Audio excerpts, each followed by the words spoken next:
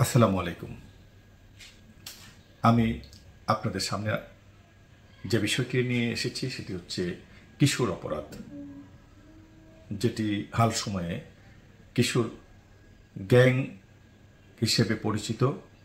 কিশোর gang নানা অপরাধে জড়িয়ে যাচ্ছে। কিশোর অপরাধ এদেশে ছিল না এমনটি নয়, আগেও কিশোর অপরাধ ছিল, কিশোর সংশোধনী কেন্দ্র ছিল। রাজধানী ঢাকার অতি নিকটে রূপগঞ্জের জমিদার বাড়িতে কিশোর সংশোধনী কেন্দ্র ছিল, যেটি এখন মুড়াপাড়া বিশ্ববিদ্যালয় হিসেবে রয়েছে। তো কিশোর অপরাধটা গত এক যুগে এতটা বেড়েছে, ভয়াবহ রূপ নিয়েছে, আতঙ্কের কারণ হয়েছে কিশোর গ্যাং। আমি আমার সেই রূপগঞ্জের, রাজধানী ঢাকার পাশের রূপগঞ্জের কথাই বলতে চাই। আমার কাছে যতটুকু তথ্য রয়েছে যে 10 বছরে 19 জন ব্যক্তি কিশোর অপরাধীদের হাতে খুন হয়েছেন। তো এই কিশোর অপরাধ বাড়ার পিছনে কারণটা কি? এই অপরাধ বাড়ার পিছনে নানা কারণ রয়েছে। একটা হচ্ছে পারিবারিক শিক্ষা, আর একটা পারিপার্শ্বিক অবস্থা, আর সবচেয়ে বেশি আমি দোষারোপটা করতে চাই সেটা হচ্ছে রাজনৈতিক কারণ। রাজনৈতিক কারণে কিশোর অপরাধ বেড়ে গেছে। কিভাবে বাড়লো? আমাদের রাজনীতিতে কিশোরদের ব্যবহার, কিশোরদের মিটিং মিছিলে নিয়ে যাওয়া, তাদের হাতে অস্ত্র তুলে দেওয়া, তাদের দিয়ে বিভিন্ন অপরাধ করানো, এই বিষয়টা আমরা খুব লক্ষ্য করেছি বিগত বছরগুলোতে। এই কিশোরদের ছিল গডফাদার, কিশোরদের ছিল নেতার আশ্রয় প্রশ্রয়। এরা নেতার আশ্রয় প্রশ্রয়ে অপরাধ করতে সাহস পেয়েছে।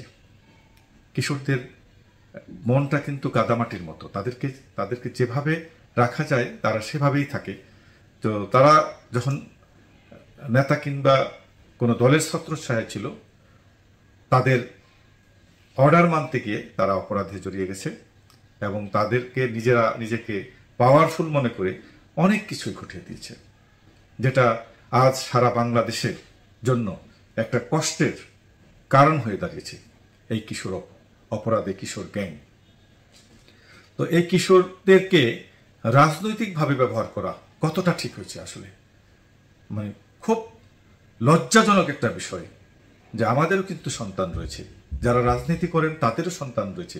তারা কিভাবে পারলেন যে কিশোরদেরকে রাজনীতির পথে আনা, তাদের অপরাধে যুক্ত করে দেওয়া?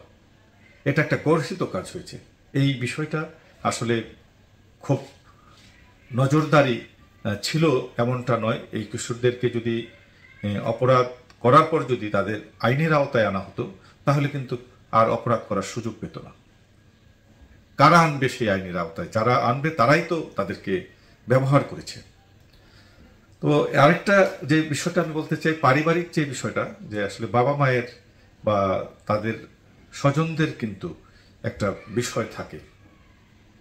অসচেতন মানুষ আসলে তারা তাদের সন্তানদেরকে যত্রতত্র তাদের কোনো দেখভাল করা হয়নি। আসলে তারা কখন যাচ্ছে, কোথায় যাচ্ছে, কার সাথে মিশছে বা মিশবে, সেই বিষয়টি নির্ধারণ করে দেওয়া হয়নি। সন্ধ্যার পরে কোথায় যাচ্ছে, তারা কোনো অপরাধীর সাথে যুক্ত হচ্ছে কিনা, কোনো নেশায় জড়িত হচ্ছে কিনা, সেই বিষয়টা কিন্তু পরিবার দেখভাল করার বিষয় ছিল। আমরা একেবারে যারা অভিভাবক আছেন তাদেরকেও বিষয়টাতে দায়ী করতে চাই। তারা শুরুতে তাদেরকে শাসনের আওতায় আনেনি, যার কারণে তারা অপরাধী হয়েছে। তারা কিশোর গ্যাং তৈরি করেছে। তারা হত্যা, ধর্ষণ, ছিনতাই, ডাকাতি, হেন কোনো কাজ নেই যা তারা করেনি। এই কিশোর অপরাধ থেকে এই দেশকে মুক্ত করতে হলে আইনের শাসনের কঠোরতা প্রয়োজন।